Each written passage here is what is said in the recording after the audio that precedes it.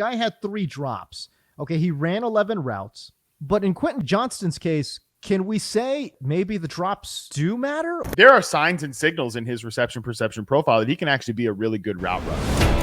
Look at the release. There's your separation. Great route. Stutter and go. Gets by clean. That is unbelievable. May be the greatest catch I've ever seen. Somebody who I thought, and you highlighted this perfectly, I thought, in your draft profile write-up of Quentin Johnston was, this is a player that, in a draft full of small guys, this is a big, prototypical X-receiver in Quentin Johnston. And I don't know, he's got some holes in his game, obviously. And I think the biggest one to me is he's not a great contested catch guy. So we start this conversation by saying, look, the guy had 3 drops. Okay, he ran 11 routes. He saw 6 targets and 3 catches for 10 yards and a touchdown. The 3, incompletes or whatever you want to say, of the 6 targets were drops. And 1 was really bad, right? Yeah. So I don't know. Matt, you go back and you're always the guy that says, hey, drops don't matter. Drops don't matter. But in Quentin Johnston's case, can we say in this particular case that maybe the drops do matter, or are you still sticking with that? I mean, for one, the take is not drops don't matter. It's that drops are a little overstated when you do everything else well. Like, I don't care that Stephon Diggs drops or DK Metcalf, great example. I don't care if DK Metcalf drops like 8 to 10 passes a year because he's DK Metcalf, right? I don't care. So that's just that. Like the Jamar Chase dropping passes in preseason, right? If you are out on Twitter, like, I remember when we were banging on Jamar Chase for drop issues. I remember in preseason when Jamar Chase couldn't catch a football. Like, so Quentin Johnston is going to be fine. Yeah. Maybe Quentin Johnston is going to be fine, but you're still an idiot for saying that, because this is not like that Jamar Chase stuff was never, ever, ever like a part of his game. Okay. Like, the guy was a contested catch maven in college. Yeah. He has great hand technique and stuff. This stuff with Quentin Johnston is a continuation of what was happening with him as a collegiate player. Like, these were issues on his game film in any profile you read about him at TCU, period. So that's a stupid comparison right there. 8.1% drop rate for Quentin Johnston in his reception perception sample from TCU. 46.2% contested catch rate for Quentin Johnston. Maybe some of those passages could have been straight up better, but you don't watch that player and come away thinking like, he's got to get better in contested situations. He's got to get better about extending his hands. He's got to get better about timing his leaps and timing when he throws those hands up, and not just trying to body catch in tight coverage because he's got a big wingspan, because he's got the potential to do it. And by the way, the Chargers and people watching Chargers practice couldn't go a day without putting like some highlight Quentin Johnston extending his hands catch up in training camp and mini camp and all this stuff. So he can do it, but then he gets into the games and like real football adjacent, right? What we're talking about with preseason, and these issues crop back up. I don't know.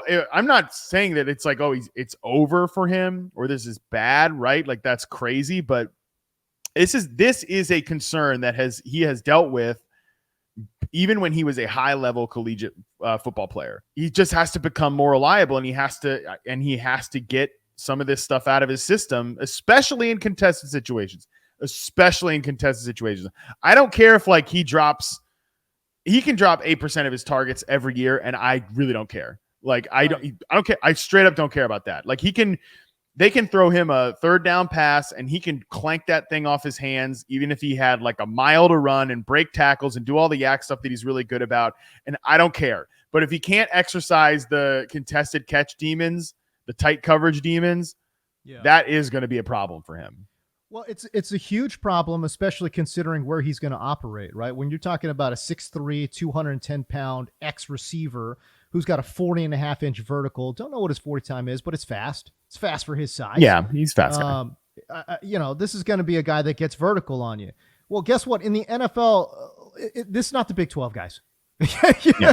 Okay, it's not the Big 12. All right. In the NFL, there's going to be tight coverage deep down the field almost every single play. So when you start talking about, by the way, we call them 50-50 balls when we're talking about contested catch, are we not? And you're telling me he's got a 42% contested catch rate in college?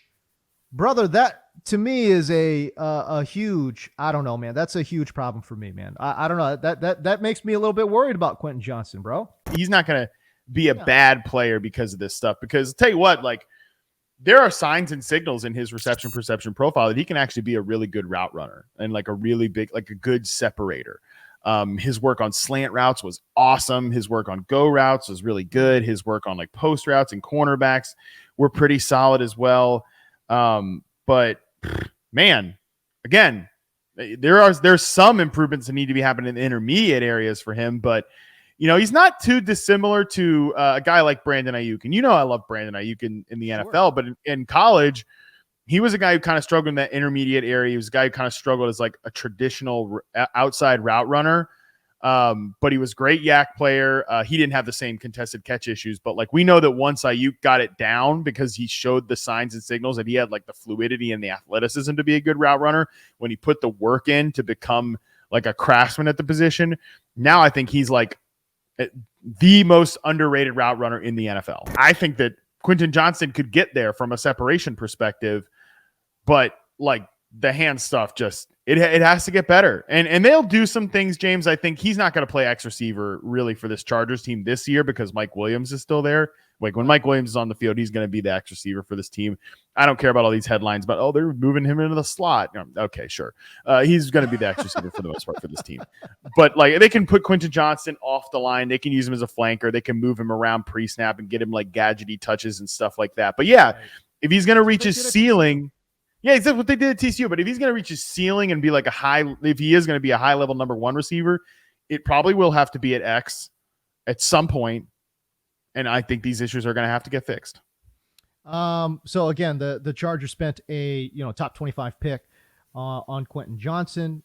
He's a first round player. He's got the size and athleticism that will make your jaw drop. I tell you, you turn on some of his highlights over at TCU, and man, when he just gets a full head of steam going, you're like, there's no stopping this guy. I mean, he's this massive player, and he's just flying. It's great. To Matt's point, the fact that the arm extension thing is such an obvious. It's so obvious, the lack of arm extension, Matt, in regards to this guy's game, that people are writing about it on the regular, right?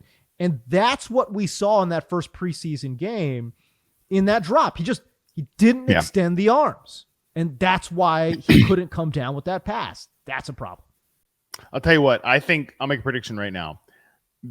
Quentin Johnston is going to be the most interesting player when it comes time to do the in-season reception perception rookie report, or like I'm charting the first like 3 games of Quentin Johnston, right? For the in-season charting we're doing on the site. I'll make that prediction right now.